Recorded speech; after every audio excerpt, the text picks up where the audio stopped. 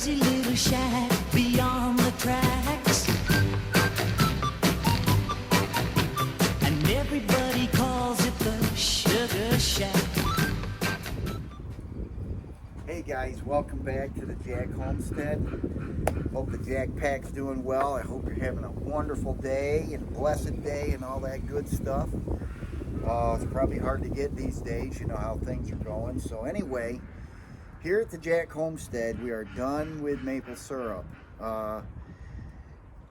We ended up with, I can't tell you how many gallons we had. I'm doing a giveaway here, so those guys that maybe paid attention to our maple syrup videos can figure out how many gallons of syrup we made this year. And with that, the closest one will win a jar or a bottle of our syrup. I'll personally take it to the post office and ship it to your address. I'll put my email address down below where you can email me. This way it stays confidential, and I will not give out your information to anyone, because like I'm sure you're like me, you don't want people calling you or emailing you and all that other good stuff. So with that said, the contest will start after this video. Make sure you email me or comment below on how many gallons of syrup you think we made, and the closest one, we'll give them. We'll do a two-week run, and the closest person with the closest guess or the exact guess will ship you guys one of our maple syrups. We pulled our taps today, and we're getting ready to clean up our equipment and stuff like that. I wanted to show you guys a thing that I did last year that I learned from our friend Steve Ben, the Ben Farm. They are up in Canada, Ontario, Canada, where we go every year to go fishing for walleyes. They have cabins up there that we rent for a week, and my brothers and my dad used to go up. Miss them very much. But like I said, I miss him very much. I wish he was around to see the Sugar Shack. He was around when I first started making syrup, and I gave them some syrup, and he loved it. He always told me you gotta cook it slow, low and slow, because he liked his dark. So back to the task at hand. What I learned from the Ben Farm Sugar Shack maple syrup production they do up there. They have a nice setup, a nice long arch. They do theirs by wood, the old school way.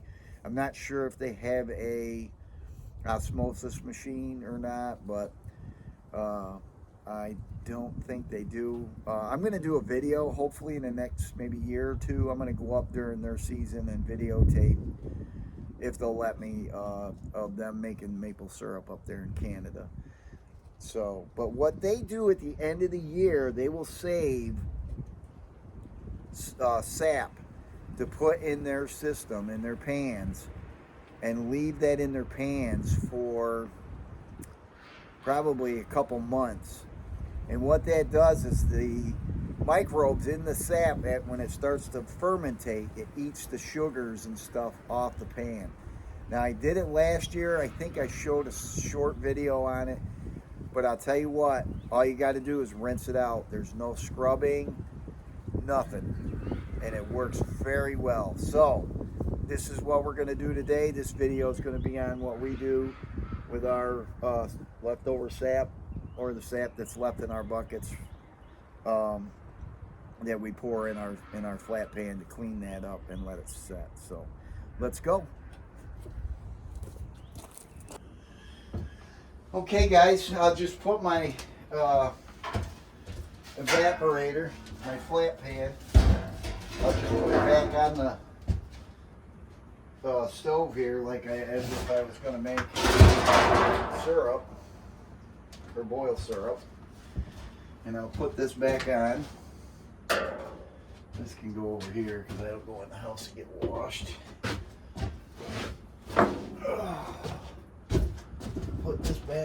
here.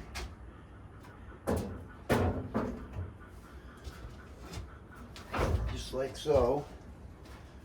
And I still have syrup in there, or near syrup.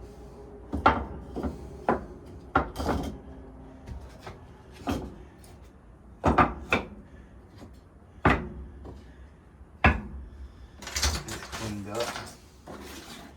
And then I'll start bringing in my sap and I'll start pouring it in there. Oops.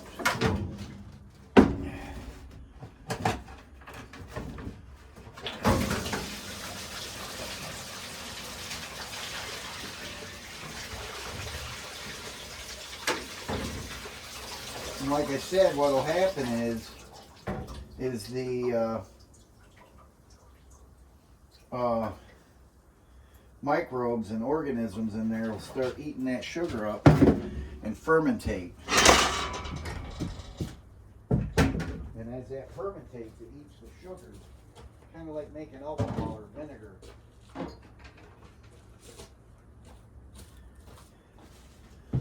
And I leave it in there till probably about May, June, maybe July. I'll cover it up with a piece. I have a piece of plastic that I cover it up with and let it go.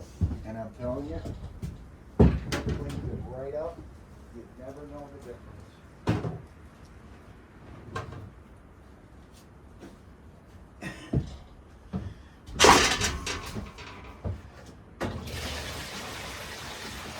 55 degrees today. Beautiful day. Springtime. This is Jack's got plant started. We got him in the greenhouse. Yeah, some of our brassicas and cabbages and stuff like that.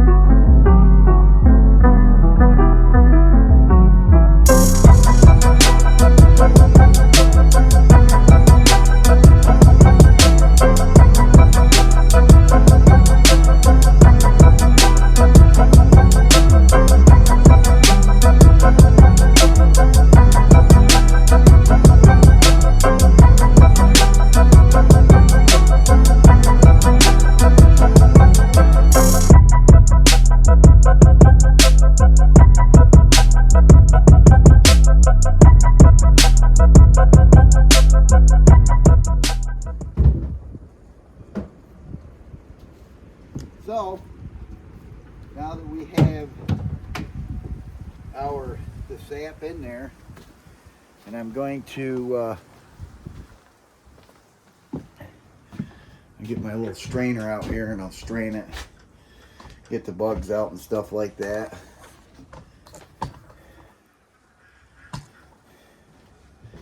Now that we got the strainer in there, I'll just take this little screen and I'll screen out the bugs, and because this ain't filtered, so not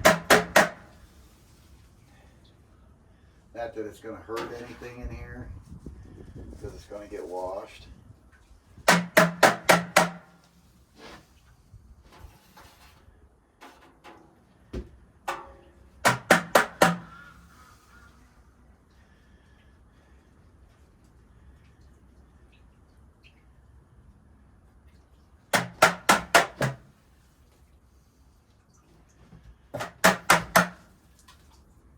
Now that I got the the sap in there. I'm going to cover this up and leave it for, yeah, leave it for a couple months. Let that stuff clean the sugars, or clean out the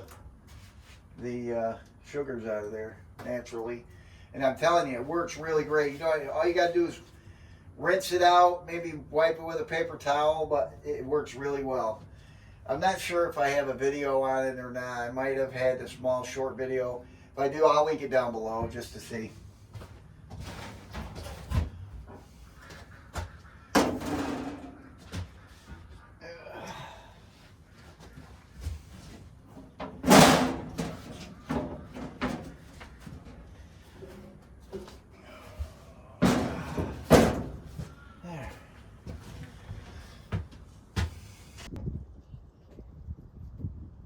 So, that's it for today's video. That's what we do to clean out our sugar cane at the end of the season. Like I said, leave it in there for a couple months and let it fermentate. Let them bacteria and stuff eat those sugars up, and you'll be all set and ready to go for next year. It works really well. I was very impressed. You're pretty much making vinegar or maple wine, I guess. But anyway, so that's our video for today. Hey, feel free to comment down below what you guys do, how you guys take care of your maple syrup evaporator, how you clean it, and how you put it away at the end of the season. So anyway, until then, guys, thanks for watching. I appreciate everybody that subscribes, and those people that have not yet subscribed, do me a favor, just hit the subscribe button. You can hit the bell notification every time we have a new video. The video will it'll let you know that we have a new video out. Upcoming, I still got the bathroom where we're renovating. We got gardening coming, getting the garden season started. No pigs this year. We had 3 pigs last year, which left us quite a bit of meat in the freezer. Next on the freezer list is probably going to be a half a beef, maybe, or a whole beef. Depends on if the price is right. Speaking of that, they're saying that the beef prices are up. Somebody said because there's a shortage of beef, so in return feed should be cheaper because there's not that much beef to feed. So somebody's lying somewhere. Feed is not getting any cheaper. So anyway, you guys have a wonderful day. Thanks for watching. As always, be kind to one another. We need a lot of that today, guys. Please be kind to one another. Don't listen to a lot of the stuff you hear on, you know, social media and stuff. Just make sure you check it out, make sure it's true, and don't fall in the trap that Washington wants us to fall into. We got to stick together. They are the ones that are the problems. We are not the problem, guys. So with that said, God bless, and we'll see you next time on the next video. See you later. Bye-bye.